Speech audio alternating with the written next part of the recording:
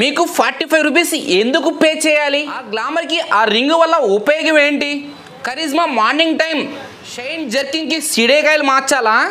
మా shine SP వర్షం పడితే వాళ్ళ స్కూటీ గురించి చెప్పండి భయ్యా. అయితే ఆ రోజు టీవీఎస్ అపాచీ 4Vకి అలా ఎందుకు చెప్పారు? మా టీవీఎస్ జూపిటర్ జస్ట్ 25 కిలోమీటర్స్ మాత్రమే. అయితే ఈ కామెంట్స్ అన్ని మీకు పటా చెప్తాను భయ్యా. భయ్యా అందరూ మంచిగా ఉన్నారు. డైలీ వీడియో 210 టైం కానీ చూసుకుంటే ఎగ్జాక్ట్గా 2:10 అవుతుంది. డేట్ కానీ చూసుకుంటే 16/11/2024. ఈ రోజు వర్క్ అయితే ఏదైతే నేను చెప్పాను కదా భయ్య, గ్లామర్ వెహికల్ అనేది. గ్లామర్ వెహికల్ నిన్న ట్రైన్కి వెళ్ళలేదు. అయితే ఈ రోజు ట్రైన్కి వేద్దామని ఫిక్స్ అయ్యాను. అదేవిధంగా ఏంటంటే నిన్న సెలవు అండి భయ్య. ఇండియన్ పోస్ట్ ఆఫీస్ 22 పార్సల్లో 26 పార్సల్లో తీసుకొచ్చాను. అదైతే నేను అదే తీసుకోలేదు. అయితే చూసేయండి భయ్య. ఓకే భయ్, చూడండి గ్లామర్ అనేది నేను ట్రైన్కి వేస్తా అని చెప్పాను. నేనైతే టైం అయిపోయింది, అది వేయలేకపోయాను. ఆ కథ వదిలేసేయండి. ఈ రోజు అయితే ట్రైన్కి వేద్దామని చెప్పి కొద్దిగా శనివారం కదా లేట్ అవుతుంది. నేను 10:30 11కి వస్తాను. 11కి వచ్చేటప్పటికి వర్షం పడతా ఉంది.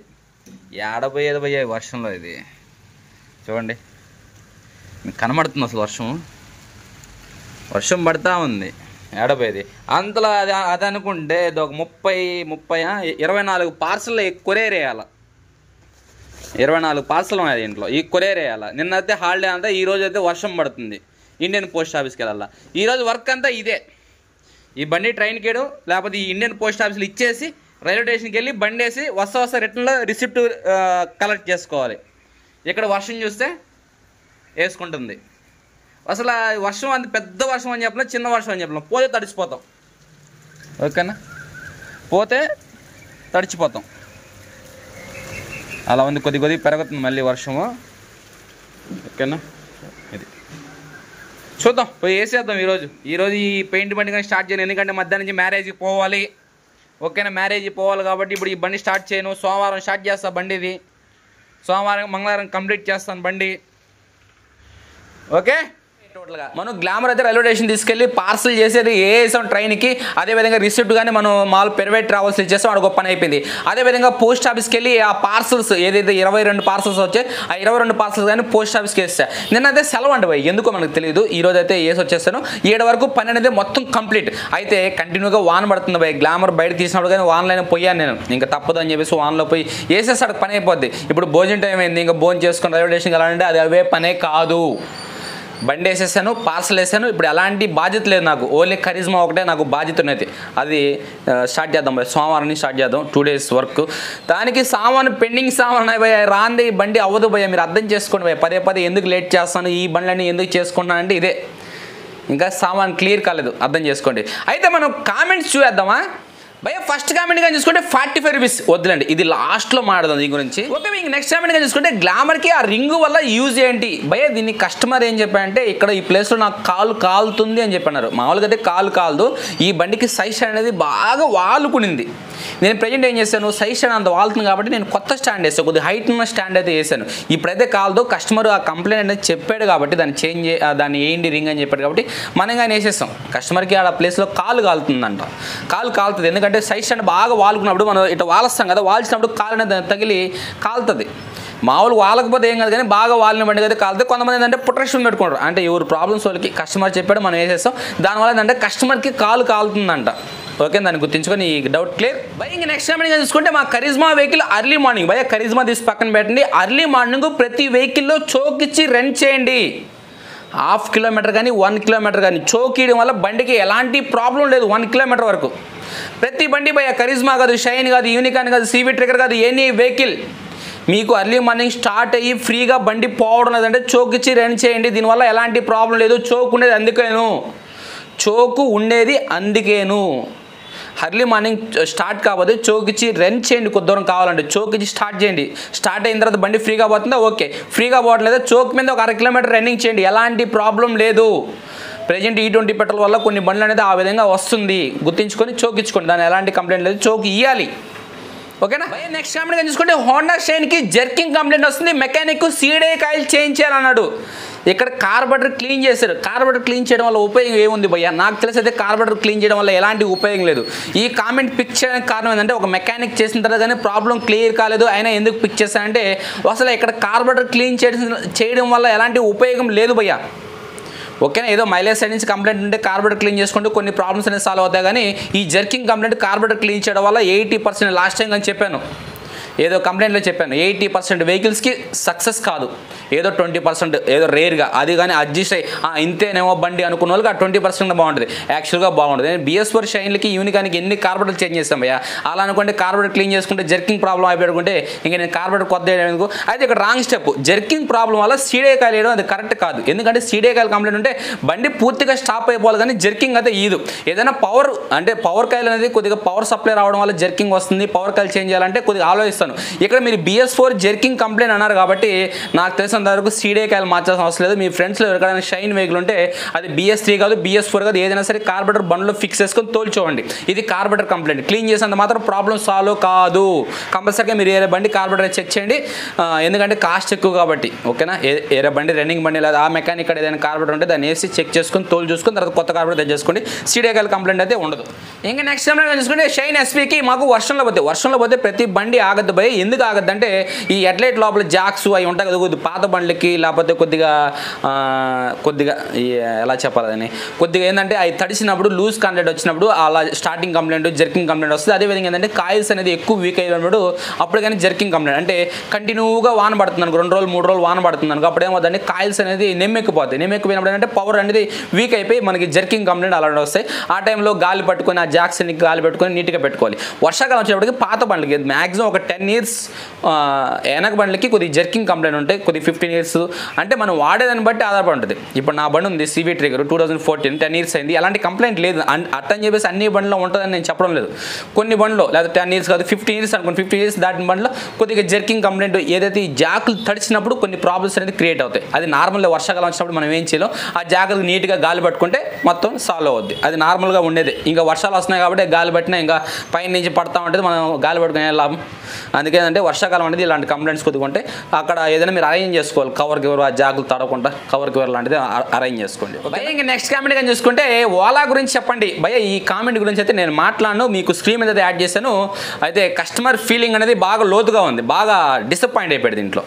ఓకే, నేను ఎందుకు ఏందని చెప్పను మీకు స్క్రీన్ మీద అది యాడ్ చేశాను. అది ఓలా స్కూటీలు కొనే వాళ్ళు ఈ కామెంట్ చూసి దాన్ని బట్టి డిఫరెంట్గా కొనండి. నేను ఆల్మోస్ట్ యూట్యూబ్లో కానీ కొన్ని వీడియోస్ చూస్తాను, ఈ ఓలా మీద వ్యతిరేకత చాలా ఉంది.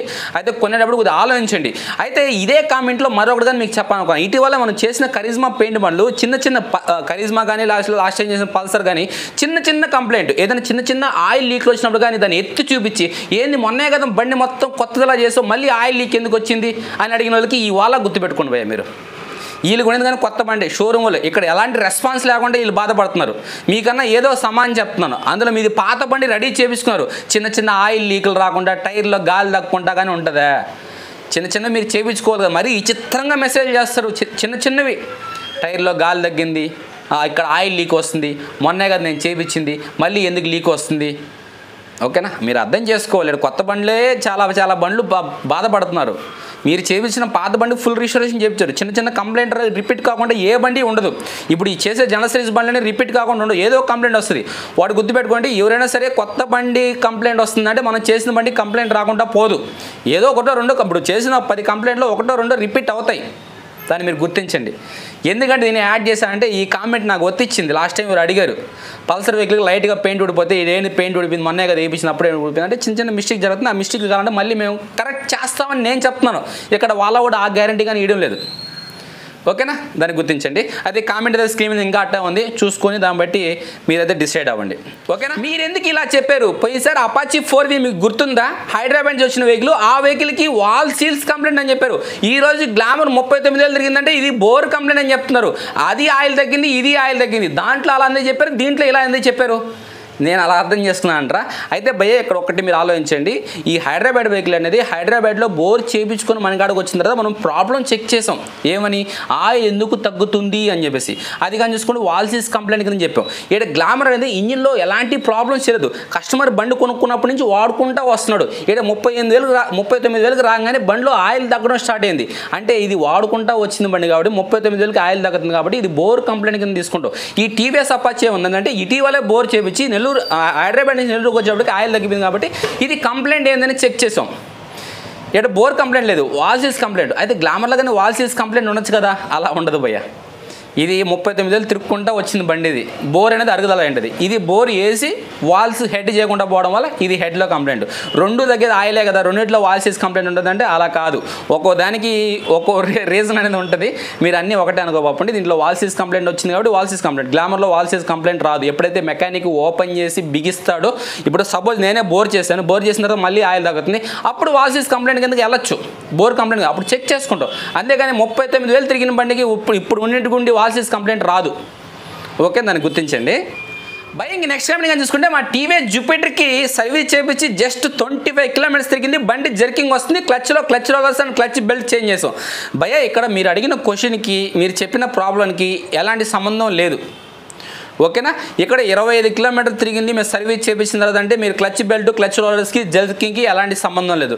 సరే 25 కిలోమీటర్లు తిరిగిందంటే దాన్ని కానీ తీసి పక్కన పెట్టండి. క్లచ్ రోలర్స్ క్లచ్ బెల్ట్ వల్ల కానీ జర్కింగ్ సంబంధం లేదు. అసలు జర్కింగ్ అనేది ఎందుకు వచ్చింది మీరు చేయించిన మెకానిక్ని అడగాలి భయ్య. మీరు బండి సర్వీస్కి ఇచ్చే ముందు జర్కింగ్ ఉండిందా లేదా, తర్వాత జర్కింగ్ అనేది ఎందుకు వచ్చింది అనేది మీరు మెకానిక్ అడిగి కనుక్కోవాలి. ఏ మెకానిక్ అది చేశాడో ఆ మెకానిక్ని ఎందుకు వచ్చింది జర్కింగ్. మేము క్లచ్ రోలర్స్ బెల్ట్ మార్చడం వల్ల వచ్చిందంటే ఈ రెండింటికి జర్కింగ్కి ఎలాంటి సంబంధం లేదు. ఓకేనా, దాన్ని గుర్తించండి. ఇది కంప్లైంట్, ఇది చెక్ చేసుకోవాలి ఎందుకు వచ్చింది జర్క్. నేను నిన్నగానే చెప్పాను కంప్లైంట్ వెహికల్స్ చెక్ చేసుకోవాలని చెప్పేసి. ఇప్పుడు మీ కామెంట్ పిక్ చేయడానికి కారణం ఏంటంటే నేను ఒక 4 days నుంచి చూస్తున్నాను కాబట్టి ఈరోజు పిక్ చేశాను. ఓకేనా, ఇది కంప్లైంట్ వెహికల్ చెక్ చేసుకోవాలి ఎందుకు జర్క్ వచ్చింది. అయితే మీరు మార్చిన క్లచ్ బెల్ట్ క్లచ్ రోలర్స్కి జర్కింగ్కి ఎలాంటి సంబంధం లేదు. ఓకేనా, మీరు మెకానిక్ కార్డు మళ్ళీ చూపించాలి. లాస్ట్ కామెంట్ కానీ చూసుకుంటే మీకు 45 కాదు ఫస్ట్ ఏంటంటే మీతో మాట్లాడాలంటే ఎలా మీకు స్క్రీన్ కనబడుతుంది. ఈ నెంబర్కి అయితే మీరు వాట్సాప్ మెసేజ్ చేయండి. ఆడ ఒక 45 రూపీస్ వస్తుంది. ప్రజెంట్ అయితే ఆటోమేటిక్ మెసేజ్ 45 రూపీస్ కానీ తీసేసాను. అయితే మీరు కంపల్సరీగా ఏంటంటే నా నెంబర్కి 45 రూపీస్ పే చేసి ఆ స్క్రీన్ షాట్ నాకు సెండ్ చేస్తే మీతో మాట్లాడతాను. అయితే ఇప్పుడు ఇంకొక కామెంట్ కానీ వచ్చింది, మీకు 45 రూపీస్ ఎందుకు పే చేయాలి. ఎందుకు పే చేయాలంటే నేనేం చెప్పేది మీకు ఒక 5 minutes టైం కేటాయించి నాతో మాట్లాడాలని మీరు అనుకుంటే మీరు నా వాట్సాప్ నెంబర్కి మెసేజ్ చేశారు కాబట్టి మీకు ఆటోమేటిక్ మెసేజ్ వచ్చింది. మీకు ఇంట్రెస్ట్ ఉంటే 45 రూపీస్ పే చేయండి. ఇంట్రెస్ట్ లేదా లేకపోతే వీటితో మాట్లాడలేదా వదిలేయండి, ఆడికే వదిలేండి. ఓకే, మీకు 45 రూపీస్ పే చేస్తే కదా మీ మెసేజ్ నేను రెస్పాండ్ అవుతాను. మీరు 45 రూపీస్ పే చేయకపోతే అసలు మీ మెసేజ్ నేను పట్టించుకోను. ఎందుకు పే చేయాలి అని మీరు అడిగితే కంపల్సరీగా మీకు కేటాయించి ఆ 2 minutes 5 minutes 10 minutes కంపల్సరీగా ఏంటంటే నాకంటూ ఒక ఛార్జ్ కావాలి. ఇప్పుడు ఫ్రీగా మాట్లాడుతూ నేను చూస్తున్నాను అనుకో. ఇప్పుడు ప్రజెంట్ చూడండి నా వాట్సాప్ నెంబర్ అనేది ఫోన్ చేస్తే మీకు ఫోన్ రాదు. ఎందుకు రాదు, అది కానీ ఆన్లో పెట్టానంటే నేను ఇంక షాప్లో పని చేసుకోవాలా, ఓన్లీ కాల్ సెంటర్ పెట్టుకోవాలి. నేను హలో చెప్పండి ఇలా పెట్టుకోవాలి కాల్ సెంటర్. అదే 45 రూపీస్ అనుకో కొంతమంది అంతా వెళ్ళిపోతారు పక్కి, మన దగ్గరలో ఉన్న మెకానిక్ అడదాంలే ఈ 45 రూపాయలు ఎందుకు పే చేయడం అని కొంతమంది డిబేట్ అయిపోతారు. కొంతమంది 45 రూపాయలు పోయిందిలే 45 రూపాయలు పే చేసి హరితను మాడదాం అన్నోళ్ళు ఏంటంటే 40 రూపాయలు పే చేసి ఆ స్క్రీన్ షాట్ నాకు సెండ్ చేసిన తర్వాత నేనే వాళ్ళకి ఫోన్ చేస్తాను. స్క్రీన్ షాట్ చూస్తాను, ఖాళీగా ఉన్నప్పుడు నేనే ఫోన్ చేసి చెప్పండి భయ్య ఏంది మందల ఏంది అని అడుగుతాను. నేను ఇప్పుడు దాకా 45 రూపీస్ పే చేశాను, నేను అందరికీ ఫోన్ చేశాను. అది మీరు 45 రూపీస్ ఎందుకు పే చేయాలంటే అది మీతో మాట్లాడిన దానికి ఛార్జ్ అనుకోండి. 45 రూపీస్ చాలా తక్కువ. ఇంకొద్దిగా బిజీ అయ్యానుకో 100 రూపాయలు పెట్టా తక్కువ లేదు.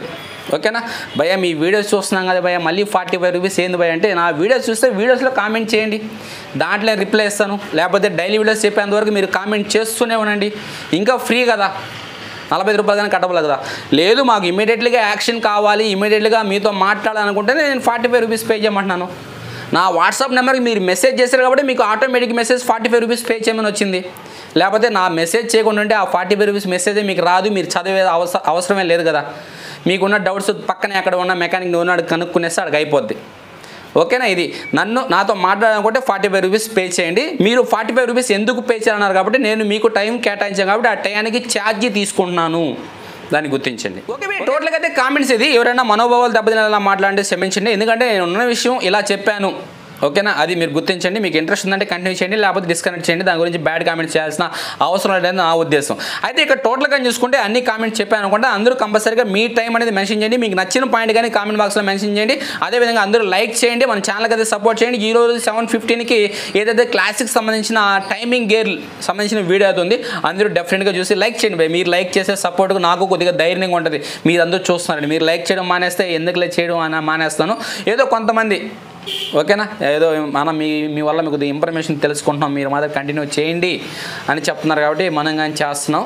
ఏదో కొన్ని కామెంట్స్ కానీ కొంతమందికి డౌట్స్ కానీ మనం క్లియర్ చేస్తాం. ఆ డౌట్స్ 10 మందికి యూజ్ అవుతుంది కాబట్టి నేను డైలీ వీడియోలో చెప్పడం జరుగుతుంది. ఇప్పటికే చాలా లెంత్ ఎక్కువ అయిపోయింది. అందరూ లైక్ చేయడం మర్చిపోకండి. అందరికీ బాయ్ బాయ్.